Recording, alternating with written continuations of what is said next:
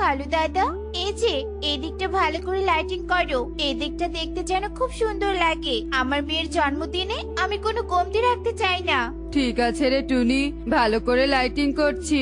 তোতা দাদা, তুমিও প্যান্ডেল গুলো সুন্দর করে সাজাও, পাখিরা দেখে যেন প্রশংসা করে। আচ্ছা ঠিক আছে রে। টুনি, আমি এসেছি। এসেছো? তা কাকে কাকে নিমন্ত্রণ দিলে বলো তো? বনের সবাইকে দিয়েছি, এখন শুধু মুন্নিকে নিমন্ত্রণ দেওয়া বাকি আছে। তুমি এদিকটা দেখো, আমি এক্ষুনি মুন্নিকে নিমন্ত্রণ দিয়ে আসছি। বাবা, ছোট মামার জন্মদিনে উপস্থিত থাকবে? তাহলে তো খুব মজা হবে। টুকি, তোকে কতবার বলেছি ওই মুন্নিকে ছোট মা ডাকবি না। ও তোর সৎ মা হয়, বুঝেছিস? যা এখান থেকে। আর টোনা, শুনে রাখো, আমার মেয়ের জন্মদিনে মুন্নিকে নিমন্ত্রণ করা হবে না। ওকে আমার সহ্য হয় না, বুঝেছো? টুনি, ওর সাথে তুমি এরকম কেন করো? মুন্নির সাথে এরকম করব না তো কেমন করব শুনি? ও আমার সুখের সংসারকে দুই ভাগ করেছে, ওকে আমি কখনো ক্ষমা করব না।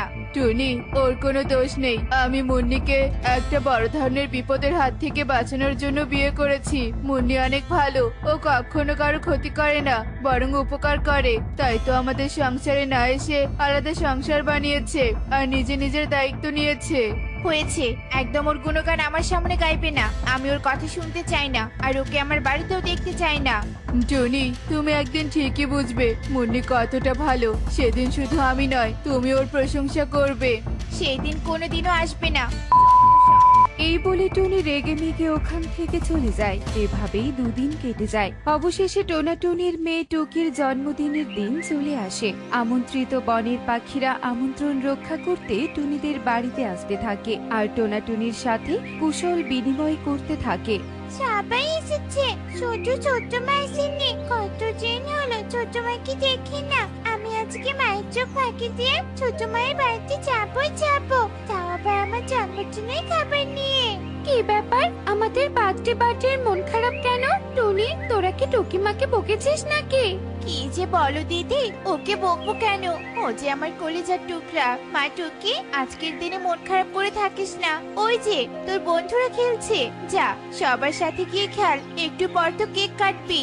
আচ্ছা ঠিক আছে মা, যাচ্ছি।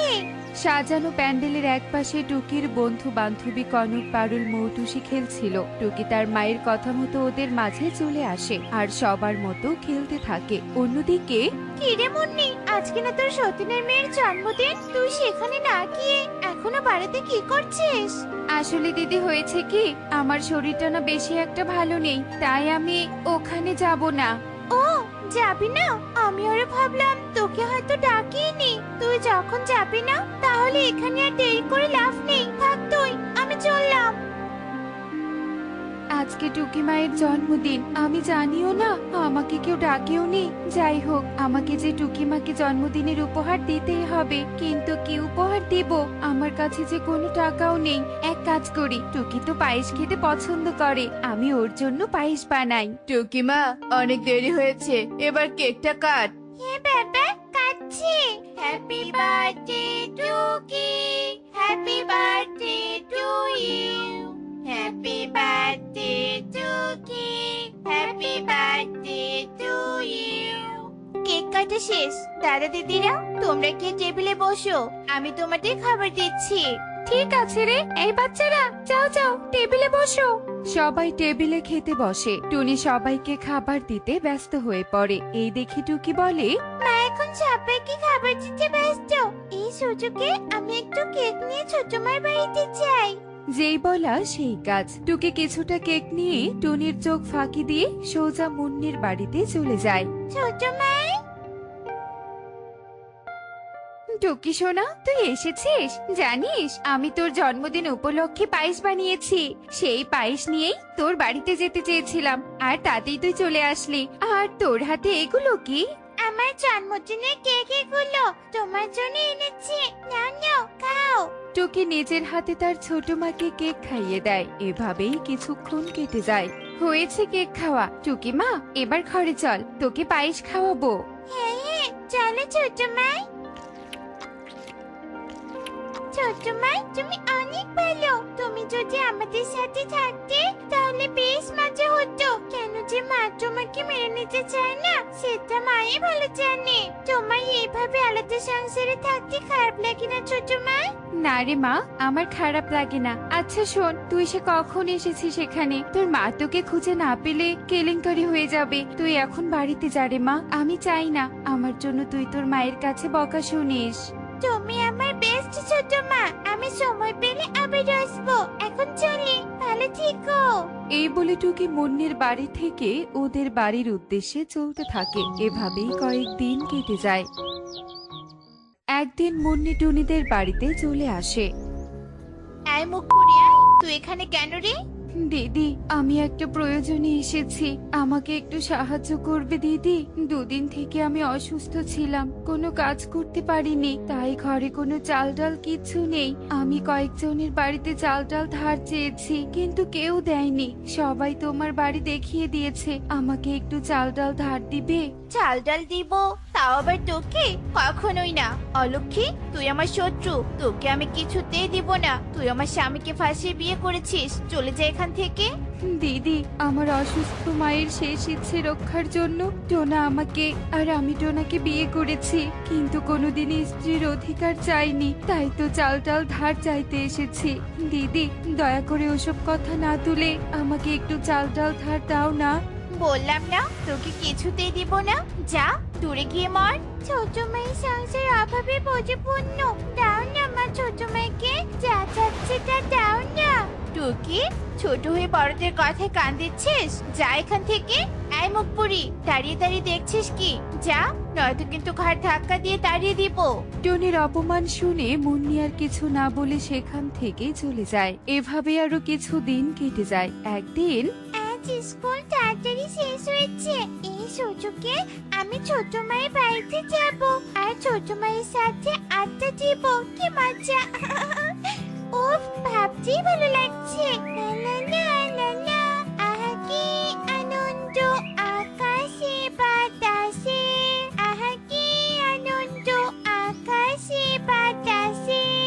টুকি মনের আনন্দে এভাবে গান গাইতে গাইতে তার ছোট মায়ের বাড়ির দিকে চলতে থাকে। ঠিক তখনই টুকির সামনে একটা ডাইনি চলে আসে। পেয়েছি, পাখির ছানা আমি পেয়ে গেছি। কে তুমি? এভাবে হঠাৎ করে আমি সামনে এসে পাগলের মতো এভাবে আসছো কেন? ওরে, আমি পাগলি নই রে, আমি হলাম ডাইনি। তোকে আমি ধরে নিয়ে যেতে এসেছি। তোকে ধরে নিয়ে গিয়ে পাতালপুরীর রানীকে দিব আর তারপর শক্তি অর্জন করব। না না, এমনটা করো না, আমাকে ধরবে না। ডাইনি টুকিকে জাদু করে একটা খাঁচায় বন্দি করে আর বন্দি টুকিকে নিয়ে তার আস্তানার দিকে চলতে থাকে। বাঁচাও মা, বাবা আমাকে বাঁচাও।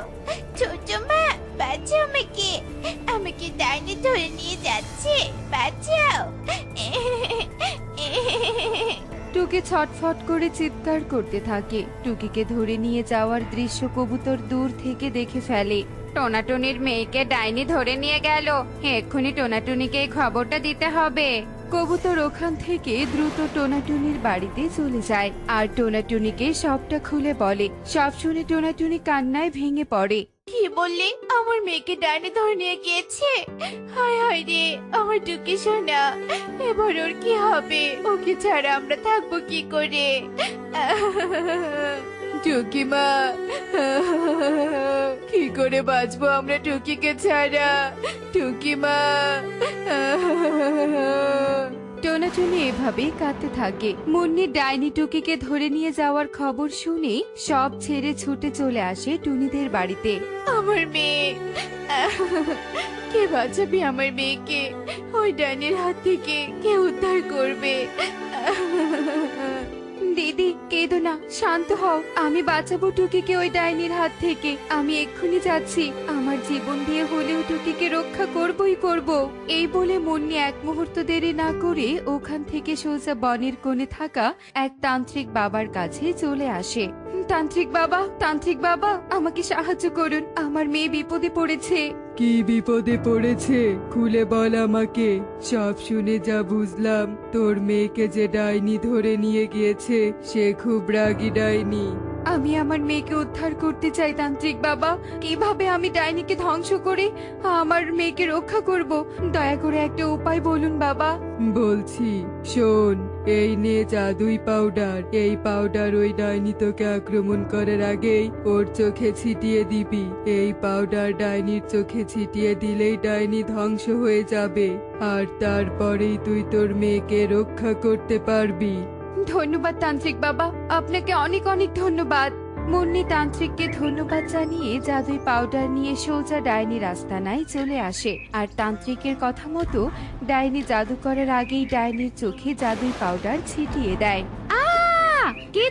কে দিলে আমার চোখে? আমার চোখ মাথা গেল রে! ডাইনি চিৎকার আর ছটফট করতে করতে ধ্বংস হয়ে যায়। মুন্নি খুশি মনে টুকিকে উদ্ধার করে বাড়িতে নিয়ে আসে। টনি দিদি, আর কেঁদো না। এই দেখো, আমি টুকিকে উদ্ধার করে নিয়ে এসেছি। মা টুকি, এসেছিস তুই? তোর কিচ্ছু হয়নি তো? হ্যাঁ মা, আমি কিছুই হয়নি। ছোট মা নিজের জীবনের ঝুঁকি নিয়ে আমাকে বাঁচিয়েছে। দেখলে টুনি, দেখলে? তুমি যাকে অপছন্দ করতে সেই আজ আমাদের মেয়ের জীবন বাঁচালো। টোনা, আমি মনিকে অপছন্দ করে অনেক ভুল করেছি। মনি বোন, তুই সত্যি অনেক ভালো। আমি তোকে অনেক অপমান করেছি, তুই আমাকে ক্ষমা করে দে বোন। অনেক অপমান করেছি তোকে, আমি তোর কাছে হাত জোড় করছি। দিদি, এভাবে বলো না। আমি অনেক আগেই তোমাকে ক্ষমা করে দিয়েছি। তোমরা থাকো দিদি, আমি চলি। চলি মানে? কোথায় যাচ্ছিস? তুই আজ থেকে আলাদা নয়, আমাদের সাথেই সংসারে থাকবি। কি থাকবি না? হ্যাঁ দিদি, থাকবো। কি মজা, কি মজা! আজ থেকে আমরা সবাই একসাথে থাকবো। এরপর থেকে ওরা সবাই একসাথেই বেশ সুখে শান্তিতে বাস করতে থাকে। দেখলে তো বন্ধুরা, আমরা যাদের অপমান করি তারা একদিন না একদিন আমাদের উপকারে আসে। তাই আমরা কাউকে অপমান করব না।